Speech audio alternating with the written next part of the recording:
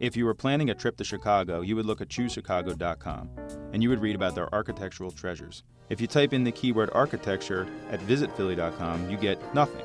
But some say Philly has a lot to offer architecturally. Jerry Sinker's at the Mutter Museum. What do you got, Jer? The Mutter Museum. They've got a 9-foot-long human colon that once held 40 pounds of fecal matter. They've also got the malignant tumor that was taken from Grover Cleveland's hard palate. You know what else? It's not a bad-looking building. The New York Times described it as an example of stately federal architecture that Philadelphia is rife with. So the building is a 1908 Cope and Stewardson building. Cope and Stewardsons were really the center point and creators of the Beaux-Arts style, despite what the New York Times may have called it.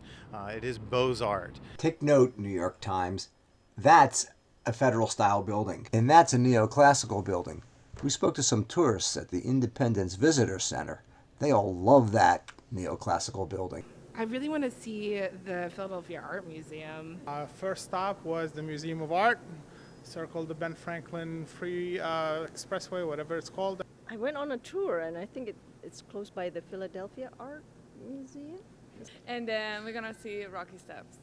So my first stop would probably be the Vanna Venturi House, designed by Robert Venturi. That's in Chestnut Hill, and that's been named one of the 10 most important buildings in the United States. The Frank Furness Library, the PSFS building, which is now the Lowe's Hotel. If you go through City Hall, you'll see all kinds of bizarre gargoyles. One thing that we have in the greater Philadelphia area is a building by Frank Lloyd Wright, which is a synagogue in Elkins Park. That is very strange looking. Comcast Center, the Singh Center for Nanotechnology, the Barnes Foundation on the Parkway, Memorial Hall.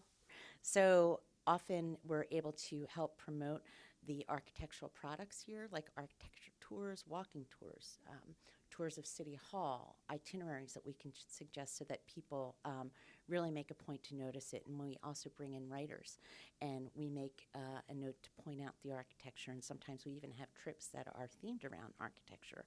And the architecture should bring them, but I don't think that we have to lean on it the way Chicago has to lean on it, because Chicago doesn't have the history to promote.